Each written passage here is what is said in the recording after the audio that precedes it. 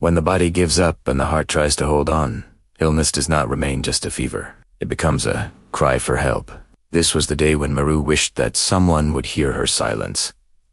Late in the night, Maru had developed a high fever. Her body was burning, and her eyes kept closing again and again. From outside the room, the voice of the mother-in-law, Zubeda Begum, was heard. Zubeda Begum said, "Are you still awake?" Maru said in a weak voice. "Ami, my head hurts a lot." Zubeda Begum said indifferently, "It must be fatigue. You'll be fine in the morning." The door closed. By morning, Maru's condition worsened. She tried to get up, staggered, and sat down on the charpoy. From the kitchen, the sister-in-law, Shazia, called out. Shazia said, "The tea is getting late." Maru tried to respond, but no sound came out. At that moment, Fariha came inside. Seeing her, Fariha said, "She can't even stand properly." Zubeda Begum said, "She's avoiding work." Tears flowed from Maru's eyes, but she said nothing. In the afternoon, Aunt Nahid came to visit. Seeing Maru, Aunt Nahid said, "The daughter-in-law looks very weak." Zubeda Begum shrugged and said, "Everyone becomes like this here." Meanwhile, Asif arrived. Asif said, "Ami was saying you are not working." Maru said with great difficulty. Maru said, "My body is not supporting me," Asif said in a cold tone. "Don't make excuses for everything." That sentence broke something inside Maru. In the evening, Maru felt very dizzy and sat down in the courtyard. From over the wall, the neighbor Salma saw her. Salma said in alarm, "Oh, daughter-in-law, what condition is this?" Maru said in a faint voice, "I have a very high fever." Salma immediately said,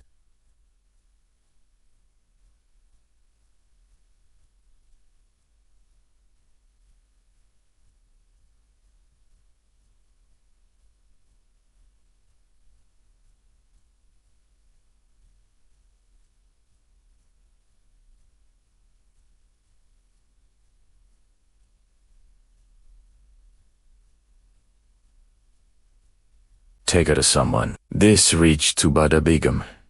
Zubeda Begum said with displeasure, "Now even the neighbor has started speaking in the house." Salma said seriously, "The daughter-in-law is ill. She should be shown to a doctor." After a few moments of silence, Zubeda Begum said, "Asif, take her." Asif looked at Maru, who was not able to walk.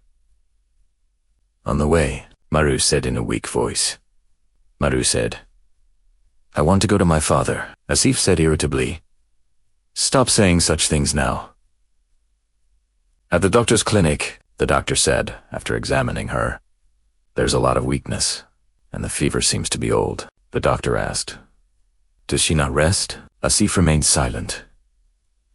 After returning home, Maru lay on the bed. She said to herself, "If even today I do not speak, then perhaps tomorrow I will not even be able to speak." The neighbor said, This was the day when illness broke Maru's silence for the first time and raised the question that if no one listens, then who is a scream for? Sometimes a person is not silent because they have nothing to say, but because they know that the price of speaking the truth is very heavy. This was the day when Maru, for the first time, understood that price. She woke up late in the morning. The fever was a little less, but her body was still heavy. From the kitchen, the voice of the mother-in-law, Zubeda Begum, came. Zubeda Begum said, "Daughter-in-law, your health is fine now, right? Work has been pending." Getting up from the bed, Maru said, "Ami, I'm still not well." Zubeda Begum said with displeasure, "How many days will this excuse of illness last?" At the same time, the sister-in-law Shazia spoke. Shazia said, "Ami, she was saying the same thing yesterday too." Fariha mocked. "Maybe living here feels difficult." Maru took a deep breath. Around noon, Maru gathered courage and for the first time tried to say everything she felt. Maru said, "Emi, I cannot manage everything alone. My body is not supporting me." Silence spread through the room for a moment. Zubaydah Begum said sternly, "This house runs on work, not on words." Maru said in a trembling voice, "I am not running away from work. I just want a little rest." At that moment, Asif came inside. Asif said, "What is going on?" Zubaydah Begum immediately said, "Your wife is showing tantrums." Asif looked at Miru. Gathering courage, Miru said, "Asif, I am truly in a lot of pain." Asif said uneasily. Ami gets upset. With tears in her eyes, Miru said, "I am a human being too." That sentence seemed to stop in the room. The sister-in-law Faria laughed and said, "So much noise just to be human." Shazia said, "Everyone lives like this here." In the evening, Maru was sitting in the courtyard. From over the wall, the neighbor Salma spoke. Salma said, "Did you raise your voice today?" Maru said softly, "Yes, but maybe I made a mistake." Salma said seriously, "Speaking the truth is never a mistake. Only the consequences are harsh." At night, there was silence in the room. Lying down, Asif said, "Ami's feelings are hurt," Maru said in a low voice. "And mine." Asif remained silent. In the darkness, Maru said to herself, "I have learned to speak. Now the fear is that there is no one who wants to listen." The narrator said, "This was the day when Miru for the first time did not feel weak, but felt alone and understood that the journey of speaking the truth does not end here. Some news does not stop on the way. It crosses walls and reaches hearts." This was the day when Meru's silence returned to the house from which she had departed. In the evening, the neighborhood street had its usual bustle. From beyond the wall, the neighbor Salma was talking to someone. Salma said in a low voice, "The girl has become very weak." The other woman asked, "At her in-law's house?" Salma said with regret, "Yes. She stays quiet, works a lot, rests very little." This talk slowly began to spread through the neighborhood. That same night, at Miru's parental home, father was sitting on a charpoy, but sleep was far from his eyes. Iqbal said, "You're quiet again today," father said in a low voice. "My heart is restless." After a while, Uncle Salim came to the house. As soon as he sat down, Uncle Salim said, "I met Salamat today." Father asked in shock. Father said, "What was she saying?" Uncle Salim paused and said, "She was saying Maru doesn't look well." Father's face changed. Father said anxiously, "What do you mean, not well?" Uncle Salim said softly, "There is a lot of work, and she is very quiet." That word pierced Father's heart like a thorn. At that moment, the sister entered the room. The sister said, "I had a strange dream too." Father asked immediately, "What kind of dream?" With a choked voice, the sister said, "Maru was crying, and no one was listening." Father closed his eyes. The next day,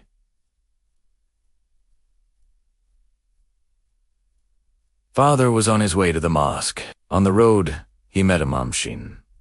After greetings, Imam Sheen said, "It is hard to keep the heart at ease when it comes to daughters." Father stopped and said, "My heart is not at ease." Imam Sheen said gently, "Then listen to your heart." That same evening, Father picked up the phone. "Father said?" "Asif," a voice answered from the other side. Asif said, "Yes, Abu."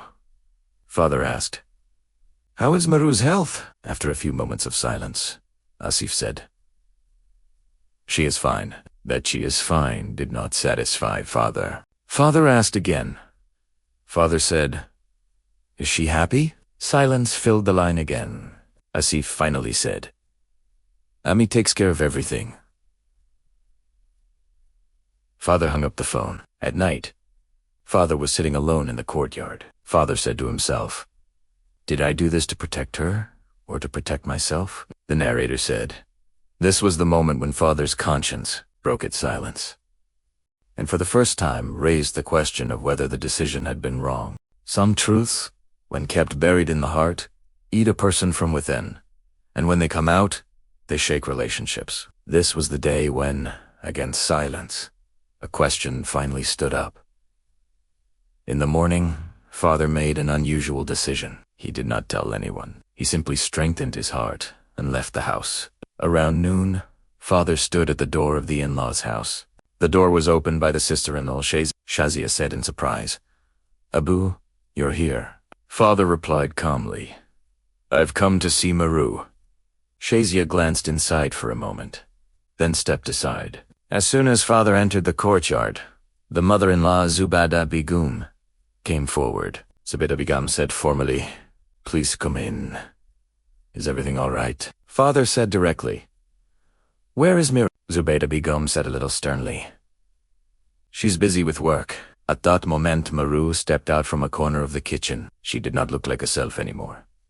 Weak, exhausted, with silent pain in her eyes. Father's heart sank. Father said in a trembling voice, "My child." Maru looked up in shock. Maru said softly, "Father." She stood there, as if there was no strength left in her legs. Father stepped forward and said, "What condition have you been reduced to?" Maru lowered her gaze and said, "I am fine." It was the same sentence she had memorized for everyone. Zubaydah Begum immediately said, "We take care of her. She is just delicate." For the first time, Father said firmly, "Care is not claimed, it is shown." Silence spread across the courtyard. At that moment, Asif came outside. Asif said nervously, "Abu, you came." Father looked at him and said, "I will talk to you later." Turning to Maru, Father said, "My child, tell me the truth. Are you happy?" Maru's lips began to tremble. For a moment, she looked at her mother-in-law, her sisters-in-law, and Asif. Maru said very softly, "I am tired." That sentence was no less than a scream. Zubaydah Begum immediately said, "Every daughter-in-law gets tired." Father said loudly, "She's not just a daughter-in-law. She is my daughter." This was the first time Father said this in front of everyone. Tears began to flow from Maru's eyes. Maru cried and said, "I've endured a lot, Father." Those words hit Father's heart like a hammer. Asif stood there silently. Father asked him, "You saw all this and stayed silent?" Asif lowered his eyes and said, "Ami." Father cut him off. "Silence is also oppression." The people standing in the courtyard looked at one another. No one spoke. Father held Maru's hand. Father said, "If you want, you can come with me." It was a sentence Maru had never heard before. Maru looked toward Asif. Maru said in a low voice, "I want to go stay with Father for a few days." Zubaydah Begum said angrily, "This is a matter of our house," Father said in a firm voice. "Now, this is a matter of my daughter. Sometimes returning home is the most difficult journey, because before the door, there are eyes waiting." This was the day when Maru returned. But the story did not end. When Father and Maru entered the street of the house, the lane was quieter than usual. Doors were half open, eyes were hidden behind curtains, and words were ready to come to lips. The neighbor Shakila came forward first. Shakila said in a low voice, "What happened?" Father replied briefly, "I went to bring my daughter, and I have brought her back." Shakila wanted to say something, then fell silent.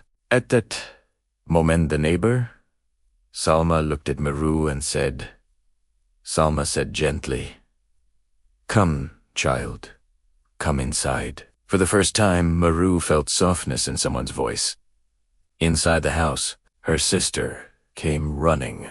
Her sister hugged Maru and said, "You really came back." Maru said while crying, "I was very tired." Her sister held her tightly. After a while, relatives began to arrive at the house. Uncle Salim came first. Uncle Salim said worriedly, "This decision will not be easy." Father replied calmly but firmly. It was never easy. As soon as Uncle Karim sat down, he said. Uncle Karim said, "People will talk." Father replied, "People were talking before as well." At that moment, Aunt Nesreen spoke. Aunt Nesreen said, "The in-laws will not stay quiet." Father said, "My daughter stayed quiet for long enough. Now it is my turn." Outside the house, women from the neighborhood had gathered. One woman said, "The girl has come back." Another said, "This is a very big step." A third shook her head and said, "There will be disgrace." At the same time, inside the room, Maru was sitting near the window. Maru said softly, "Father, what will people say?" Father sat beside her and said, "People always say something or the other. Today, they will speak with the truth." In the evening, Imam Shin came to the house. Imam Shin said to Father, "The decision is difficult, but it feels right." Father lowered his head and said, "I only ask for prayers." At night, Maru was lying on the charpoy, but this time, the fear was less. Maru said to herself, "Returning is not easy, but at least I am not alone." When someone breaks silence, the first ones to wake up are those who make the noise. This was the day when Meru's return became a question for society and a challenge for her in-law. The next morning, a few unfamiliar voices were heard outside Father's house. When the door was opened, Asif was standing there, along with Uncle Anwar and Uncle Rashid. Asif said in a firm but controlled voice, "Abu, what kind of way is this?" Father replied calmly, "Come inside. Matters are not discussed outside." As soon as they sat down in the room, the air grew heavy. Uncle Anwar began. "This step questions our family's honor." Father replied directly, "Honor is not greater than a daughter's health." Uncle Rashid said sharply, "People are laughing." Father answered, "People were laughing even then, when she was crying, silently." At that moment, Meru stopped at the doorway of the room. Seeing her, Asif said, "You should not have come back." Meru said softly but clearly, "I should have stayed alive." Silence fell over the room. Uncle Anwar said angrily, "This is a family matter," Father said firmly. "When something becomes oppression, it is no longer just a family matter." At the same time, a few people from the neighborhood began gathering outside. One man said, "This has gone too far." Another said, "The in-laws are angry." "Inside," Asif said, helplessly. Asif said, "Ami is very angry. She says the girl should be sent back immediately." Father said, "She will go by her own will, not under pressure." Uncle Rashid said threateningly, "If she does not go back, the outcome will not be good." Meru's body trembled. At that moment, her sister stepped forward. Her sister said, "Do not threaten us. We have endured enough."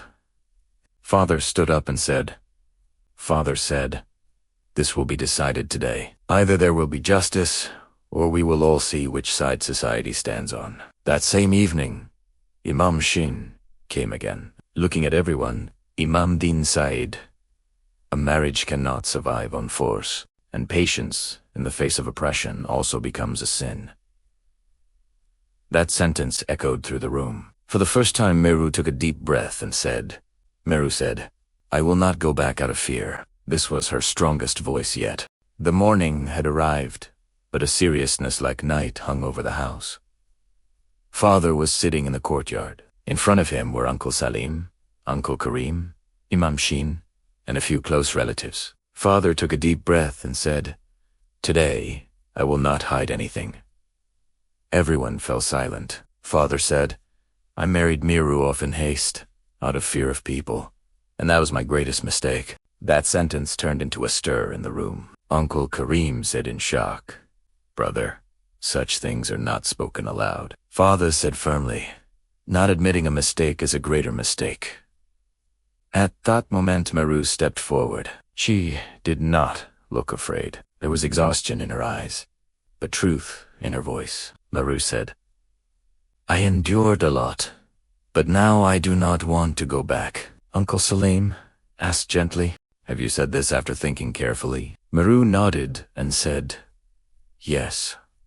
For the first time, I have thought about my own life.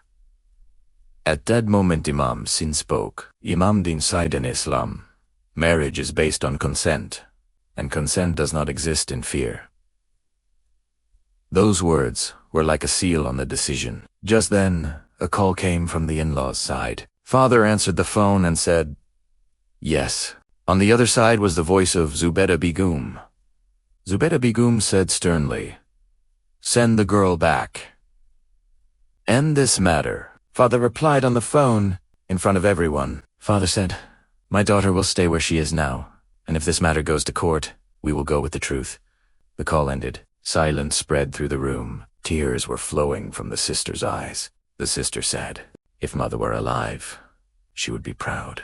Maru held father's hand. Maru said, Father, for the first time, you have listened to me.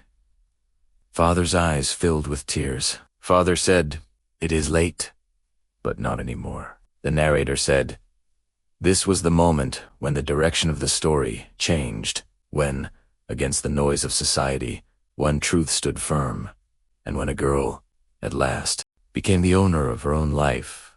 Some stories do not end with applause. They end by leaving questions behind, and the real ending begins right there, where the listener starts looking within themselves. A few days had passed.